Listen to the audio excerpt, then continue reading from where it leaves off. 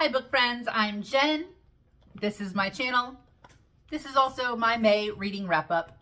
And it's June 10th, so a little later than I usually post. If you have not already watched my life and channel update video, I'll give you a quick recap. I will not be posting consistently. I will just be posting whenever and whatever I feel like talking about.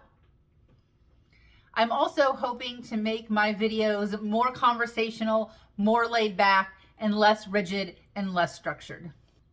So let's go. I read 9 books in the month of May, and at the end of May, when I was looking back at what I had read at the beginning of May, those books felt like I had read them months and months and months ago. For some reason, the month of May just was so long. I think part of that is because it was the end of the school year. And I'm a teacher, so that's always a little bit crazy and hectic, but also my daughter was graduating high school, so we had a lot of extra things that we had to attend for that. And then once school was over, the last week of May, I had family in town. So May was a little bit weird, but I did get some reading in, some high highs, some low lows. I also got a new Bookish tattoo. I finally got an Abraxos tattoo. Yay. This is my daughter's tattoo that she got. She got a badass dagger tattoo on her forearm because she just loves to read fantasy so much. Anywho, I'm just going to talk about these in the order that I read them. So like I said, 9 books, my average star rating was 4.5. That's not true. My average star rating was 4.05. That's a big difference. The first book that I read was Bloom by Delilah S. Dawson. I have heard Sydney over on, I can't remember her channel's name, but this is it right here, Sydney. I love her. She had read this book, loved it, talked a lot about it. It was really short. It was a super quick read. 5 stars. Most of this book is a love story about 2, I think they're college-age women who meet at like a farmer's market. One is there to shop, one is there to sell her wares. They strike up a friendship, then they strike up a little bit more. So most of this book was a solid 4 stars just because I loved the relationship and the romance between these 2 women. But as you can tell, this book is not all flowers and farmers markets. I did know going into this that there were some body horror elements going on, some things that were not exactly as they seemed. And because I knew that going in, I could pick out and recognize little things that were a little bit off, cat tail, cat ears, that sort of foreshadowed some stuff that was going to happen in the end. Let me tell you, the last 4 chapters of this book solidified the 5-star read for me. I was blown away. I was shocked. And then when I thought that I knew what was going on and that I couldn't be shocked anymore, there was some more shocking that was going on. So highly recommend Bloom by Delilah S. Dawson. Also, if you are a fantasy reader, specifically Terry Brooks, he writes the Shannara books. My boyfriend has read all of the Shannara books. He loves them. I have read a few of them and I really enjoyed them as well. The TV show is garbage, so skip it. I need a coffee break. Hold on. More cattail. Apparently he is retiring from writing. And I thought that the Shannara books were done, but apparently he has named Delilah S. Dawson as his successor to continue the Shannara books. So I think that's pretty interesting. I do want to pick up some more books by her in the future. Then on audio, I listened to the one by John Mars. This was my first John Mars book, and it was such a great listening experience. This is basically a sci-fi in the future. Technology has developed a way for you to basically join a dating site, but you are matched with your biological match based on your DNA. But what I loved about this book is that it really went into what does that look like really for society and for individuals. It's not just a cool love story. Hey, we're matched on our DNA. What happens if you are matched with somebody who is married? What happens if you are matched with somebody and then you find out that they have died? What does that do to the nuclear family? What is the bigger picture? This has drawn me to want to read more John Marrs books for sure. The other books that he has written, they sound really good. The plot, the premise sounds really good. But I feel like there is a bigger picture within all of his books.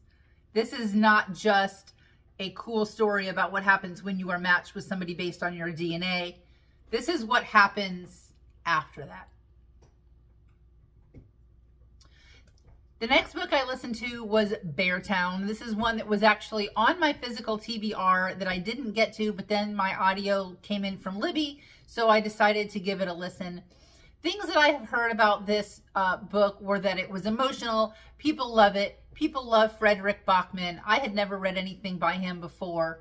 I knew basically that this was about a small hockey town and that it was an emotional book. That's really all I knew about it. I ended up giving it a 3.75. I can see where it would be emotional to some people who were reading it. Definitely check your trigger warnings before you go into this book. But I think that the reason I rated it a 3.75 was because it just didn't live up to the hype that I had expected. It was just okay. Even though it was better than a 3-star, which is average. I love a 3-star read.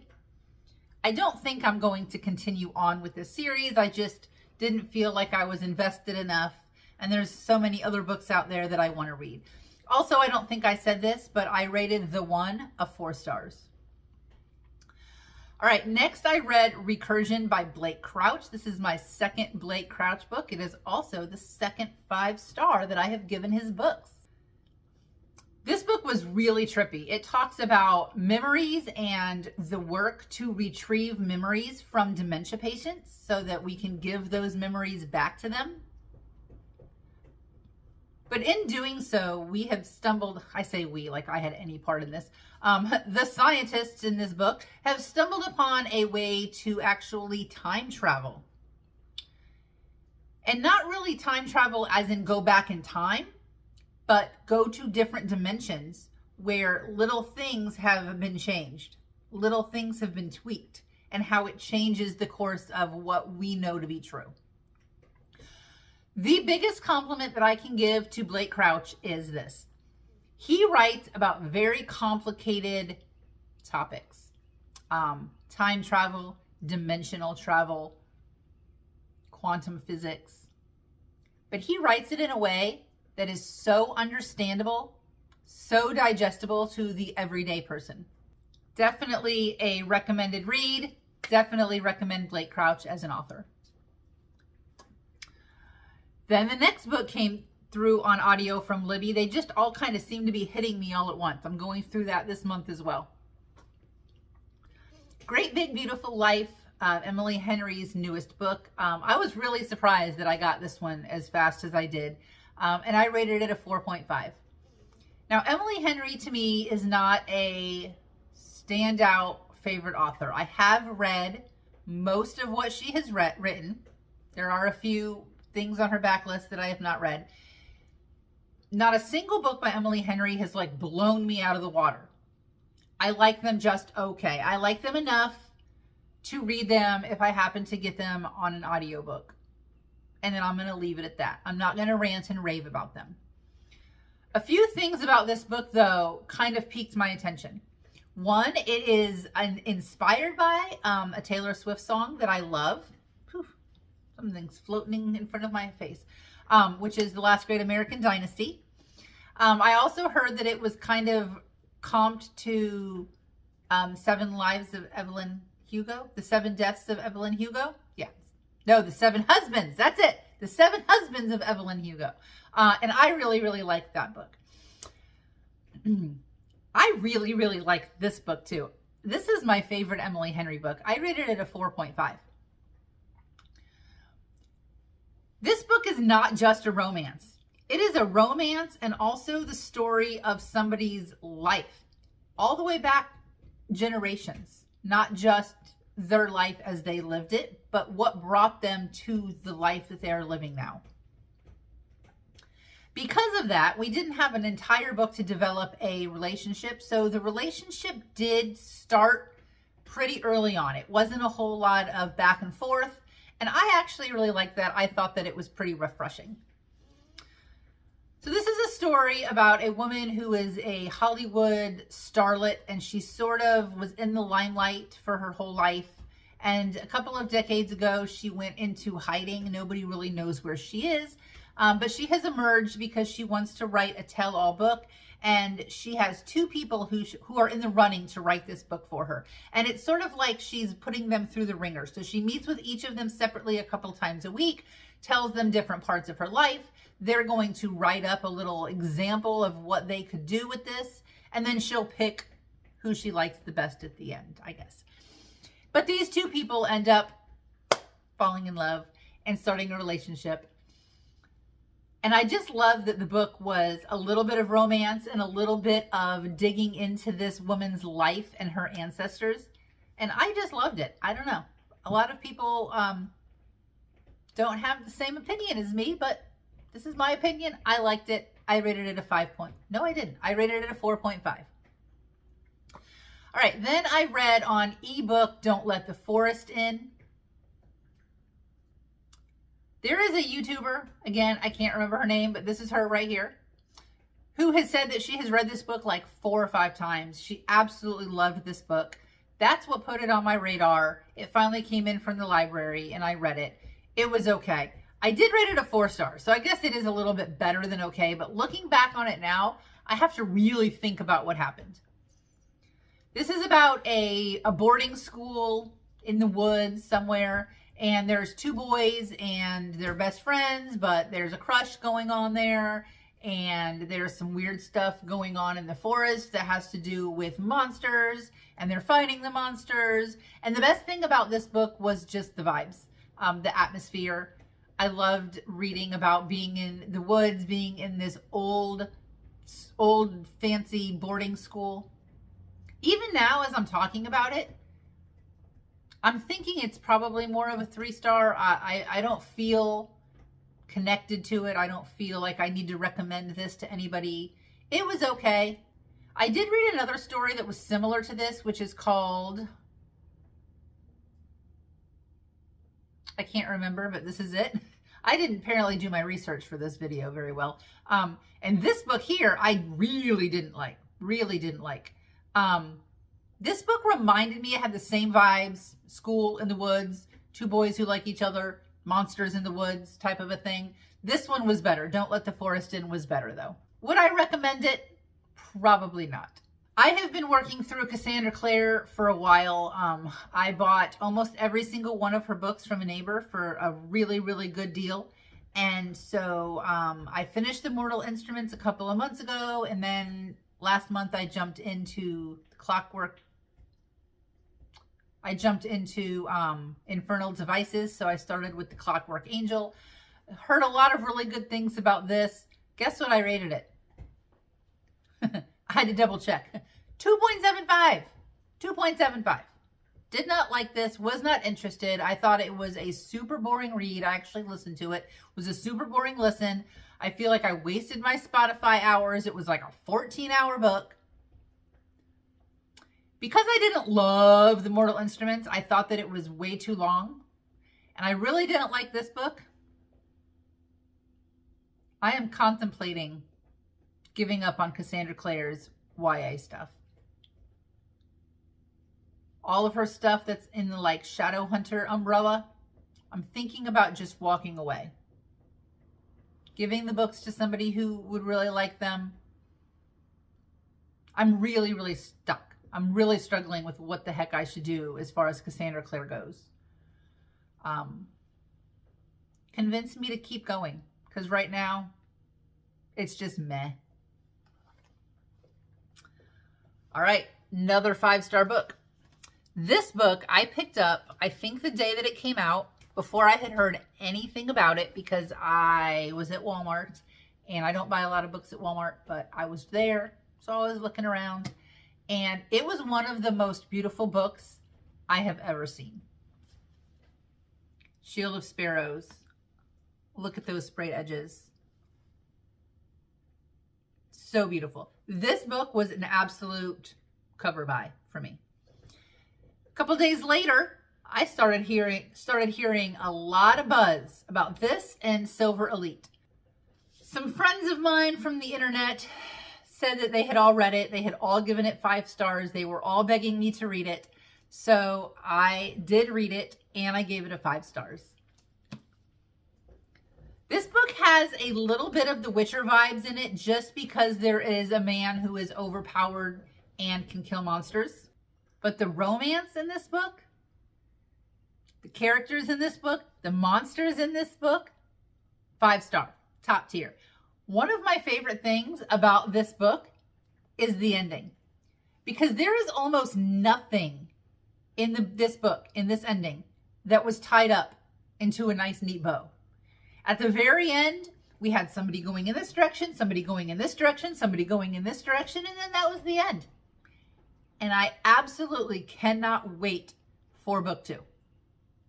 Apparently, this is Devney Perry's first romance book. No, it's not true. Her first fantasy book. I think she's written other romance books. I have not read anything else by her. I don't know if I'm going to or not. Highly recommend this book. This is not just a pretty book to sit on your shelf. This is a book that I might want to read again. And I will definitely be reading the second book as soon as it comes out. And that doesn't happen very often. This book almost got a 4.5 stars for me, because it really didn't start running. It didn't really start taking off until almost 50%. And that was a little annoying. But the first 50% weren't bad. It wasn't bad. It was just a little bit of a slog. It was just a little bit slow. They were on a boat for a really long time. Last half of the book, so good. 5 stars. Highly recommend it. This is the Walmart edition. I don't know what's different of it, but it has this beautiful artwork. This one is signed. I don't really care about signed books. I won't pay extra money for a signed book. But look at this. Those are all the books that she has written. I've never even heard of her as an author. Obviously, that doesn't mean anything. And we have a beautiful map. Bitches love maps. I love maps. So yeah, 5 stars, highly recommend. Pick it up. And then the last book of the month was another audio, and it was another letdown. It was Our Wives Under the Sea, one that has been on my radar for at least 2 years, And I'm really glad that I didn't buy it. I listened to it on audio through Libby, through my local library. And this is about a couple, a woman and her wife is a scientist, and she is doing some sort of research on a submarine, and she's only supposed to be gone a few weeks, and then she goes missing. The whole submarine goes missing, and then it reappears months and months later, like 6 months later. And so they think that that's the end. It's a happy ending, but then they notice that the wife is actually the one that came back from the submarine. She is changing. She just wants to be in the bathtub all the time. She wants to drink salt water all the time. Her skin is looking different. Some of the other people who were on the ship or on the submarine are also experiencing the same fate. And I did not feel like a lot of this was explained. I don't really know what they were even on the submarine for in the first place. Now that could be a me problem, because I did listen to this on audiobook, and sometimes I do zone out when I'm listening to audiobooks and I don't even know it. So that could be an issue. And also, it did explain what was happening down on the submarine. It did tell what was happening. There was a POV of what was happening on the submarine. I still don't feel like there was anything that was explained. There was an eye. I think they saw an eye, a big eye outside of the window. I don't know. It was a letdown. I didn't like it. I don't recommend it. And that's it. Ooh, I'm gonna drink. So I know that it is almost mid-June. So May is a distant memory. But I'd like to hear what you read in June. I'd like to know if you have read any of the books I talked about and if you had any differing opinions on them. Let's just start a conversation. Don't know when I'm going to see you next because I am not planning my videos in advance. So until next time, happy reading.